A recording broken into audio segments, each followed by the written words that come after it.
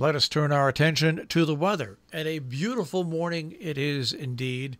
The temperature at 54 degrees. Let us bring in the man who was once again absolutely perfectly, as my cat would do, perfect. Pat Pagano. Pat, first of all, remember our conversation yesterday morning? Refresh my memory.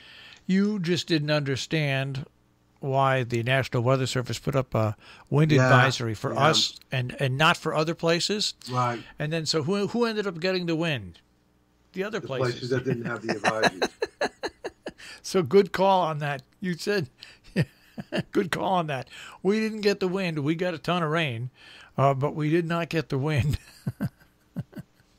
I just don't understand, how they do it, but they're the ones that are in charge of that. I know that New York City, they did not have an advisory out, and then they had to put an advisory out for the wind. In fact, there were parts of New York City that had wind gusts yesterday. They're 61 miles an hour. So, again, today is not going to be as windy, but windy. What do I mean by that? 15 to 25 gusts in the 30s, and there'll be showers. Light, very, very light, low 50s. Tonight, partly cloudy, low 30s, and partly cloudy and windy, only in the mid-40s Wednesday. So it'll be a cooler day, but nothing that you would scream about.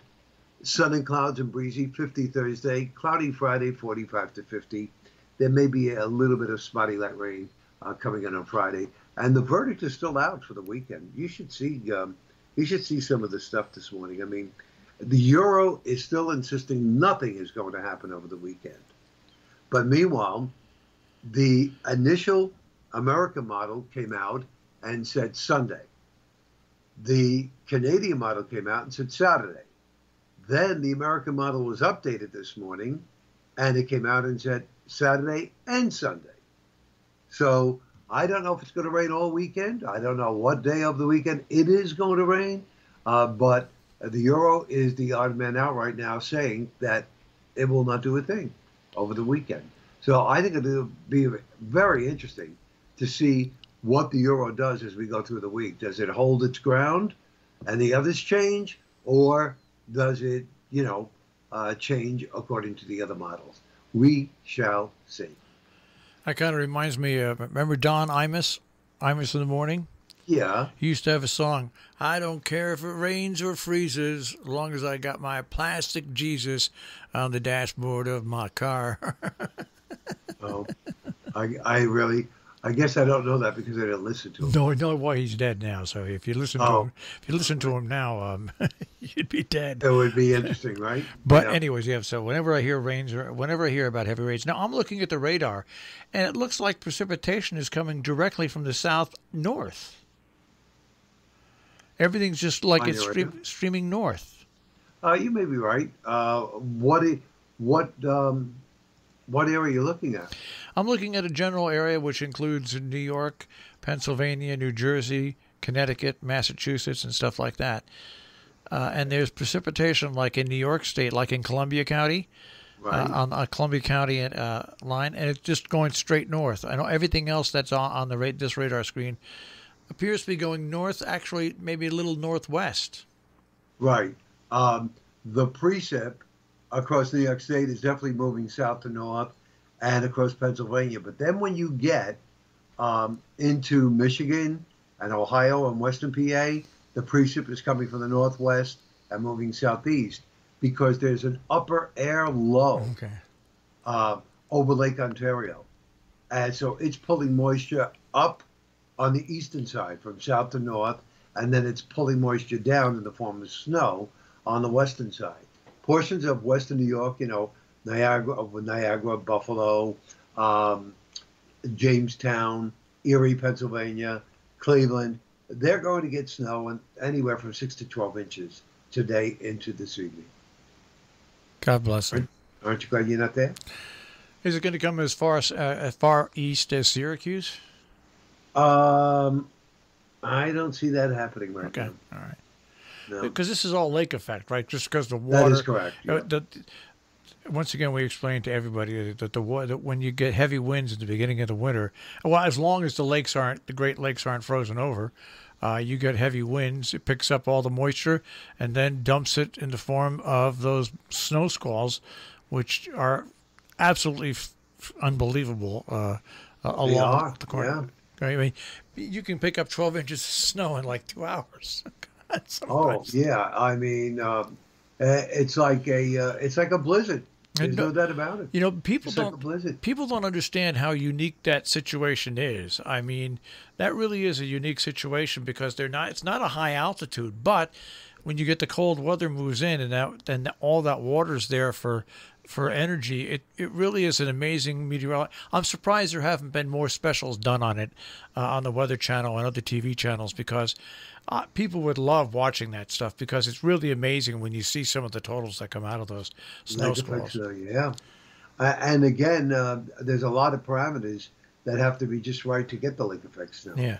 So it's not like, oh, great, the wind will come off the lake, we'll get it. No. Not necessarily. Everything's got to line up. And, I know because I forecasted the weather in Syracuse for about 15 years, and I would dread the winter because, of course, that's when I had to work the hardest. But, it was like ridiculous because for the city in Syracuse, you'd put out a forecast and say lake effect snow and snow showers, accumulations 6 to 12 inches, but higher, closer to the lake. So all of a sudden now the city gets 18 inches, and that places closer to the lake get less than that. I would switch around.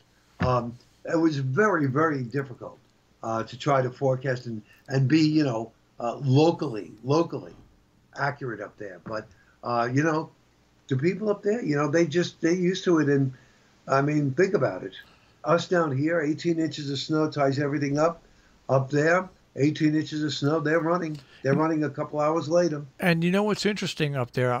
This is many, many years ago, when I was working in Kingston, New York at WKNY, I would go visit friends who lived in Cooperstown, okay? And during the winter, I'd probably visit them 3 or 4 times. One winter, I went up on my second visit, drove up Route 28 and all through Oneonta and got to Cooperstown and went to bed that first night on Friday night. Woke up Saturday morning and it started to snow. It stopped snowing at about 6 o'clock in the evening and 2 feet of snow. Yeah. So I couldn't get out, so I called work, and thank God I had a young general manager, Joe Schuler, who understood a little bit about lake effect snows because it was like a lake effect snow squall. And I told him I couldn't make it in. Well, by the time Sunday evening came on, all the streets were perfectly clean because they didn't know how to deal with it. So on Monday morning I left, and literally heading back to Kingston, 8 miles I traveled. In 8 miles there was no snow, none. 8 miles. Wow. Yeah, it was all gone. That is pretty incredible. Yeah, it was my only experience with a lake effect snow squall. Literally, I drove 8 miles, and the snow went from like 18, 19, 20 inches down to 17, 15, 10, 2, and boom, gone. Amazing, absolutely amazing. So. Wow, yeah, that is unbelievable. I know, and you have to experience it because you could say all you want about it, but if you're not in it, forget it. I've never been in lake effect snow, but I know one of our guys who used to work here, Bob Hepler.